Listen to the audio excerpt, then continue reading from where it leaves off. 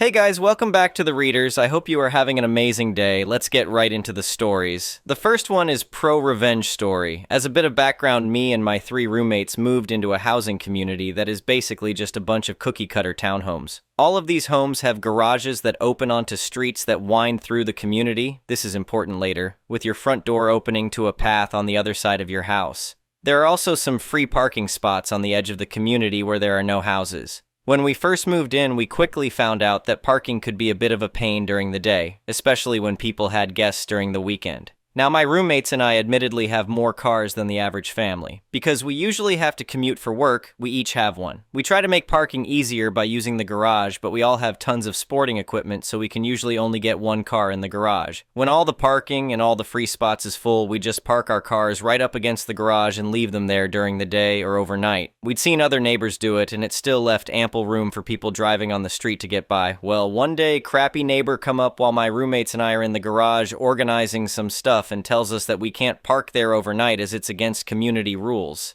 Before we had a chance to respond, he added, "And if you do it again, I will personally make sure you're towed." His first comment was pretty reasonable. We'd just moved in and didn't know that rule. But his second comment really just made him sound like an ass and wasn't necessary. One of my roommates simply responded that we didn't know as we'd just moved in and we wouldn't park there overnight anymore. Well, crappy neighbor, clearly trying to assert his dominance, responded with, "Good, you better not because I'll be watching." Well, from then on, we did follow those rules. If we parked in front of our garage during the day, we would make sure to move before we went to sleep. This worked out for a while until one fateful day. One of my roommates stopped by quickly after work to grab some dinner and clothes before heading to his girlfriend's. This was around 7 p.m., so he just parked up against the garage as it would be quicker than the parking spaces. Plus, it was early enough that he didn't think he'd get towed. Around 8 p.m., he went to head out and his car was gone. Guess who was there, though? Crappy neighbor standing right outside. Immediately, he said to my roommates, "Told you were going to get towed if you parked here again." SN and my roommate argued for a bit before my roommate came back inside and calls the car lot. Well, it ends up they're closed, so he'll have to get his car in the morning. The kicker? They're going to charge him an overnight fee. All in all, it comes out to $500, which isn't a small amount of money for us. This neighbor has been an ass to us since we moved in, and even though it wasn't my car that was towed, I took this personally. To make sure we didn't get towed again, we decided to read the community rules in low. And behold, we found out that the street in front of the garage is actually considered a fire lane and no one is supposed to park there at any point during the day. Between crappy neighbor treating us like crap and the fact that we could get him yelling at his wife every night. Not a big detail to the story, but just wanted to say to add to my point that this guy just sucked. I start to plan my revenge. Since quarantine started, I've been able to work from home, and my desk conveniently looks out onto the street between the houses. This means that I can clearly see crappy neighbor's garage. I start to take notice of when he parks his car out in front of his garage. For about 2 weeks, I noticed that he would come home around 1 p.m. and leave again at 2 p.m. On the 3rd week, I decided I would begin the revenge. On Monday, true to his schedule, he stopped by around 1. After about 10 minutes, I gave the tow company a call and said that he was parked in the fire lane and if they could come and remove his car.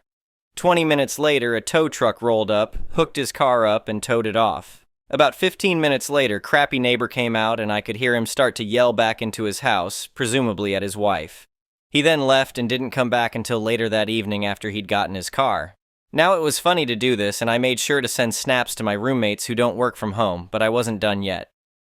See, this jackass apparently didn't learn the first time, because literally the next day he parks in front of his garage again. What do? Well, the exact same thing as the day before, of course. Again, SN come out, realizes his car is gone, yells at his wife, and then goes to get it. Now, after this time, he is a bit smarter and parks in an actual spot before going in to get his lunch or whatever it is he does there midday. He does this for about 2 weeks before he decides that it's okay to park in front of his garage again. Well, who is still sitting at their desk every day and notices this immediately? Well, me, of course. And being the concerned resident that I am, I immediately call the tow company and off his car goes again. And again, this is met with yelling. I wish that this had a more satisfying ending, but after this 3rd time, I decided I would stop because I genuinely felt bad for his wife, who he seemed to do most of the yelling at, as if it was her fault that he was a dumbass. What I can tell you is that it definitely cost him over $1,000. If he hadn't gotten my roommate's car towed, then we wouldn't have ever found that fun little rule. The best part was that a number of my neighbors would have their cars parked there at the same time, and they'd never have their cars towed, which made it all the better when his was. We have had a number of other encounters that with him in the time since this happened, and I have another story that involves the actual HOA that I'll probably write later. That one is still ongoing though, so we'll see how it ends up. The next one is an entitled People Story. I need to tell you about the most satisfying case of malicious compliance I've ever experienced. And it all started with a woman who thought she could control property she didn't own. About 5 years ago, my wife and I bought our dream property. It was this beautiful piece of land at the end of a long private road, about a quarter mile from the main street. The property had been in the same family for decades, and when the elderly owner passed away, his kids just wanted to sell it quickly. We got an amazing deal, and part of that deal included full ownership of the private road leading to our house. This wasn't some shared driveway situation. We owned the entire road, from where it connected to the public street all the way to our property. It was clearly marked on the deed, we paid taxes on it, and it was 100% ours. Now here's where things get interesting. About halfway down our private road, there was this housing development that had been built maybe 10 years earlier. They had their own entrance from a different street, their own roads, their own everything. They also had an HOA, which I knew from the research we did before buying. But here's the crucial part. Our property was not part of that HOA. We weren't even close to being part of it. Our land predated their development by about 40 years, and we had our own separate access. We had zero obligation to their HOA, and frankly, that was one of the reasons we loved the property so much. For the first few months, everything was perfect. We moved in, started fixing up the house, and enjoyed our privacy. Then we met her, the HOA president. Let's call her Karen, because if there was ever a person who embodied that stereotype, it was her. It started small. She showed up at our door one Saturday morning with a clipboard and a smile that didn't reach her eyes. She introduced herself as the HOA president and started talking about how we needed to pay our annual dues. I politely explained that we weren't part of the HOA. Our property wasn't in the development. We had our own access road, and we'd specifically verified this with our real estate attorney before closing. Her smile got tighter. She insisted that everyone in the area was part of the HOA and that we must have been mistaken. I showed her our property deed, pointed out the boundaries, and explained again that we weren't members. She left, but I could tell she wasn't happy about it. That should have been the end of it. It wasn't. Over the next few months, Karen kept trying different tactics. She sent us violation notices for things that weren't even on our property. Our mailbox was the wrong color, apparently. Never mind that it was a standard black mailbox on our own land, nowhere near their development. We left our trash cans visible from the road. Again, our private road, our property. She even complained that our lawn wasn't maintained to HOA standards. We had 3 acres of partially wooded land. We weren't running a golf course. Every single time, I calmly explained that we weren't HOA members and she had no authority over our property. I even had our real estate attorney send her a formal letter explaining the situation. That seemed to make things worse.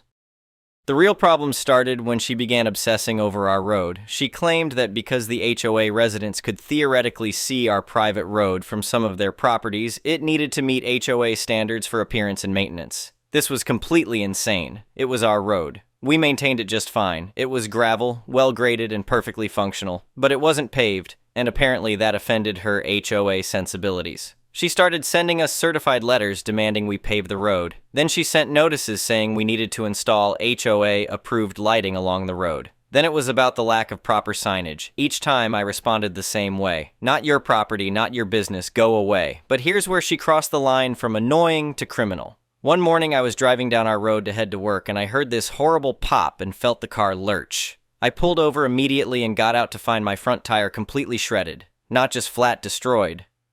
When I looked at the road behind me, I saw them.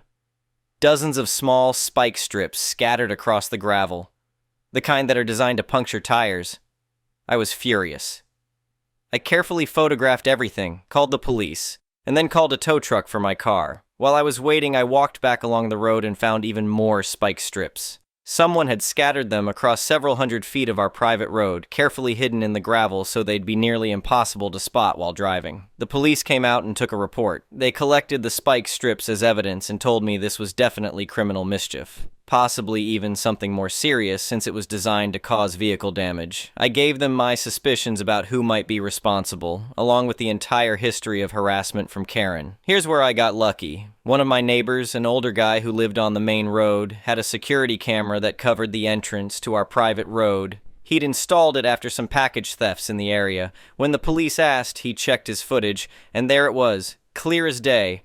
Karen, at 3 in the morning 2 days earlier, walking down our road with a bag, stopping every 20 feet or so to scatter something on the ground. The police paid Karen a visit. She initially denied everything, but when they told her about the video evidence, she changed her story. According to the police report, she claimed she was trying to enforce HOA rules about unauthorized traffic on community roads. She actually told the police that our private road was part of the HOA common area, and she had the right to control access to it. The police explained to her in no uncertain terms that she had committed a crime and that our road was definitely not HOA property. They gave her a citation for criminal mischief and told her she'd be hearing from the prosecutor's office. But here's where the malicious compliance comes in, and this is the part that still makes me smile. After the police visit and the criminal charges, I started doing some research into property law and my rights as the owner of a private road. That's when I discovered something interesting. About a dozen families from the HOA development had been using my private road as a shortcut to get to a main road on the other side of our property. I'd noticed the occasional car I didn't recognize, but I'd never really thought much about it. Our road connected to a small public road on the far end of our property that gave easier access to the highway. For these HOA residents, using our road saved them about 10 minutes compared to going out through their main entrance. Now, I'm generally a live and let live kind of person. I didn't care if a few neighbors used the road occasionally. It wasn't hurting anything. But after Karen scattered spikes on my property and tried to destroy my vehicle, I decided it was time to exercise my full property rights. I called a fencing company and got quotes for a gate. Not just any gate, a serious heavy-duty gate with a lock and private property no trespassing signs. I also called my insurance company to report the spike incident and asked about liability. They were very clear. If I was allowing public use of my private road, I could be held liable for any accidents or injuries that occurred on it. Given that someone had already scattered tire spikes on it, they strongly recommended I either get serious liability coverage or restrict access. The liability coverage would have cost thousands per year.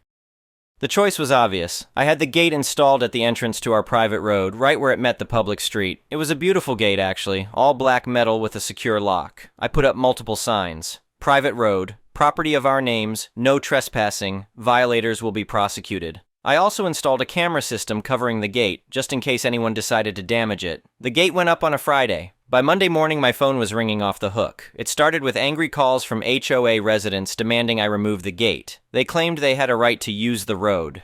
I politely informed each caller that they had no such right, that this was private property, and that after someone had criminally vandalized my road and destroyed my vehicle, I was no longer comfortable allowing public access. Then Karen called. She was absolutely furious, practically screaming into the phone about how I was being unreasonable and vindictive. I let her rant for a minute, then calmly explained that this was actually her fault. If she hadn't scattered spikes on my private road and forced me to involve the police and my insurance company, I would have happily continued letting people use it. But since she had made it a liability issue, and since she had demonstrated that people were willing to vandalize my property, I had no choice but to restrict access. She tried to argue that the HOA had an easement or a right-of-way. I asked her to provide documentation of this easement. She couldn't because it didn't exist. She threatened to sue. I told her to go ahead, and that my attorney would be happy to countersue for the cost of my destroyed tire, the tow truck, the gate installation, and emotional distress. The fallout was beautiful to watch. Within a week, I had a delegation from the HOA board show up at my door. Not including Karen this time, just 3 other board members. They were much more polite and reasonable. They explained that several families had been relying on the shortcut through my road for years, even before we bought the property. The previous owner had been fine with it. They asked if we could work out some kind of agreement. I was honest with them. I explained that I'd been fine with it too, until their HOA president had criminally vandalized my property and tried to destroy my vehicle. I showed them all the violation notices Karen had sent me, the harassment, the certified letters demanding I pave my own private road. I explained that my insurance company had made it very clear that allowing public use of a private road created significant liability, especially after the spike incident. They understood. They weren't happy, but they understood. They asked if there was any amount of money that would change my mind. I told them that no amount of money would offset the liability risk and the hassle of dealing with their HOA president. One of them quietly mentioned that Karen might not be the HOA president much longer. That turned out to be true. Within a month, I heard through the neighborhood grapevine that Karen had been voted out as HOA president. Apparently, the families who'd lost their convenient shortcut were pretty angry with her. They'd learned about the whole situation, how she'd been harassing us for months, how she'd scattered the spikes, how her criminal actions had directly led to me gating off the road. But it got better. The criminal charges stuck. Karen ended up pleading guilty to criminal mischief and had to pay restitution for my tire, the tow truck, and even a portion of the gate installation cost. The prosecutor argued that since her criminal actions had necessitated me securing my property, she should bear some of the cost. The judge agreed. She also got a restraining order. She wasn't allowed to contact us or come onto our property. Any HOA business that somehow involved our property had to go through another board member. The new HOA president reached out a few months later very politely to ask if I'd consider opening the road again now that Karen was gone. I declined. By that point, we'd gotten used to the privacy and security of the gate. No random cars driving past our house. No concerns about liability. No HOA drama. It was exactly what we'd wanted when we bought the property in the first place. Besides, the gate had an unexpected benefit. Property values in the HOA development apparently took a small hit because of the less convenient access. Meanwhile, our property value went up. Turns out, secluded private estate with gated road was a selling point, not a drawback. Not that we were planning to sell, but it was nice to know. The best part, every single day when I drove through that gate, I thought about how this whole situation was entirely Karen's own fault. She was so obsessed with control, so determined to force us into her HOA, so convinced that she had authority over property that wasn't hers, that she'd committed a crime. And that crime had given me every justification I needed to do exactly what she'd been most afraid of. Treat my private road like the private property it actually was. She'd wanted to control access to my road. She'd scattered spikes to enforce her imaginary authority. And in response, I'd exercised my real legal authority to control access completely. I'd done exactly what she'd been trying to prevent people from doing. Used my road privately for my own purposes only, with no consideration for what the HOA wanted. That's malicious compliance at its finest. She demanded I follow her rules. I followed the actual rules property law, which gave me complete control over my own private road. And it was her own criminal actions that gave me both the justification and the motivation to do it. The last I heard, Karen had moved out of the neighborhood entirely. I imagine it was pretty uncomfortable living there after everything that happened. The gate's still there though, still locked, still private, still exactly what she tried to prevent, and I couldn't be happier about it. The first one is a petty revenge story. Might be a little long, so I apologize. So for a bit of context, I, 24F, used to work at a sandwich shop, named after a public transportation, in my hometown when I was 19. My manager and I were working a shift together one day and the lunch rush had just ended, so she was mostly confined to the back balancing the safe and washing dishes while I handled cleaning the front of house in the line. I saw a woman approaching the store and quickly made my way behind the line and washed up. She came in with her phone pressed to her ear and I was already on edge because of that alone. Customers who refuse to get off the phone to communicate their order are always difficult to deal with. I welcomed her and I asked what I could get for her. She said a turkey sandwich, very curtly, then turned back to her phone. The entire time I tried to take her order, she would say rude, snarky comments on my occupation, and to just make the D at MN sandwich. How hard can that be? I swear you're all so stupid it's hard to believe you have jobs. I was irritated but continued smiling, but I could no longer force it to meet my eyes. I asked her what dressings she would like and she said mustard, and refused to answer if she wanted regular, spicy, and honey mustard. So I just put regular mustard on it after she angrily told me to stop asking stupid questions. I finished the sandwich, rang up her sandwich and drink, and I hoped she would just leave after she was done. Nope.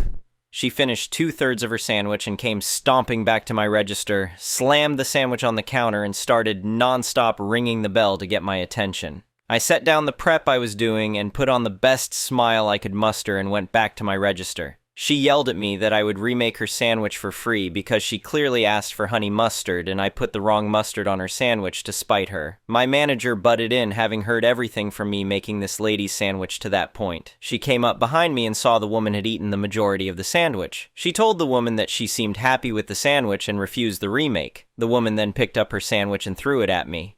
Luckily, it only got on my jeans and apron, but my manager said she needed to leave or she would call the cops. The lady continued to argue that now her sandwich was ruined and we needed to remake it for her. My manager pushed me behind her and told me to go finish my prep.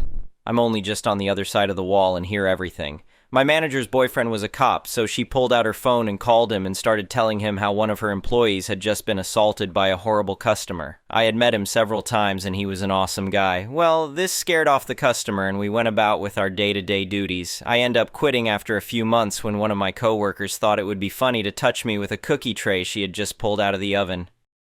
Fast forward to a couple months ago, I go to that same shop because I was in the area and a sandwich sounded good. I did a double take when I saw that same woman behind the counter and she seemed to recognize me because she looked like shocked Pikachu.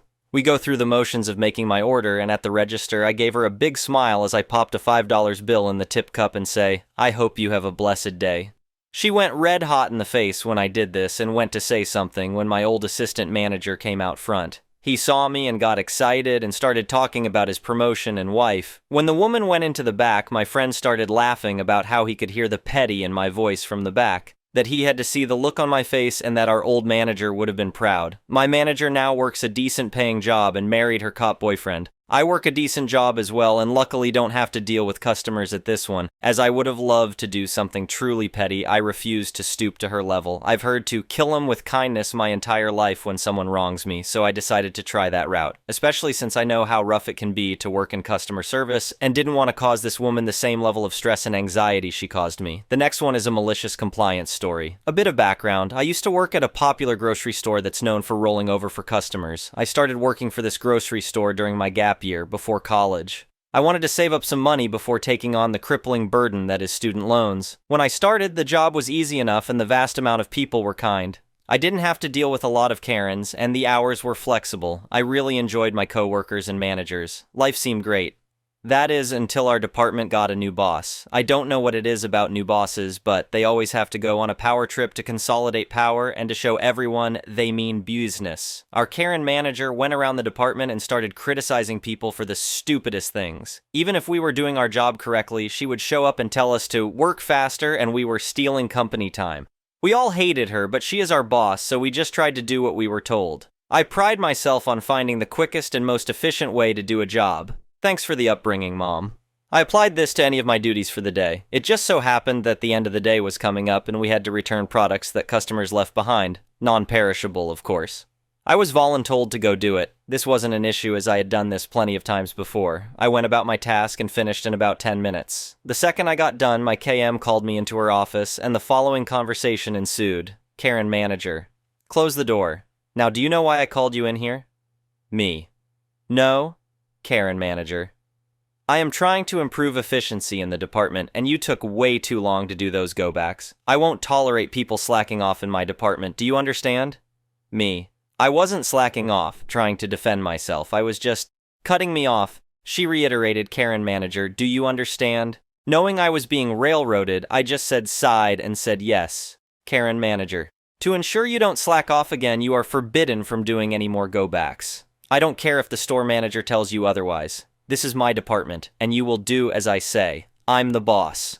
I get a smile on my face as I realize what she just said. I nod my head and reply, Me, understood. I won't do go-backs no matter what. My Karen manager replied with an umbrage smile and said, Karen manager, good. Now go back to work and don't forget what I said. I'm the boss. I turned around so she couldn't see my crap-eating grin and said, Me, don't worry. Message received loud and clear. A few days go by without incident until I finally get a chance to put my malicious compliance into action. The front desk supervisor seems that the go-back card is full and asks me to return the products. I smile and say, Me, sorry, supervisor. Karen manager said I was wasting time and I am no longer allowed to return products. The supervisor gives me a weird look, but just shrugs and tells another coworker to do it instead. This cycle continues on for the next month. One day, the store manager happens to be manning the front desk. The end of the day rolls around and he looks at me and says, Store manager, hey OP, we have a lot of go-backs and I need you to return them. Me, sorry, store manager. I'm not allowed to do go-backs anymore on account of slacking off.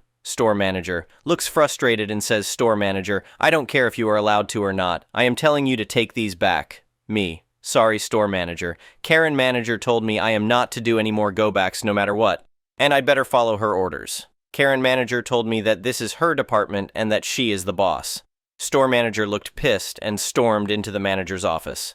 A few minutes later, store manager called Karen manager to his office over the intercom. Karen manager came waddling out of her office and went into store manager's office. The door closed and we could all hear muffled yelling. After about 10 minutes, the door opened and Karen manager shuffled out. She glared daggers at me and told me to come to her office. I happily complied and said, "Yes, Karen manager. How can I be of assistance, Karen manager? You are allowed to do go-backs again." That is all I smirked and left her office, happy that I could put a Karen in her place. Update. I'm surprised a lot of people enjoyed my story. I will continue sharing stories from this job and a hospital I used to work at. Hope you all enjoy them. Update Part 2. I forgot about Rule 8. Hopefully OP doesn't really count. Everything else should be fixed. Anyway, thank you for watching.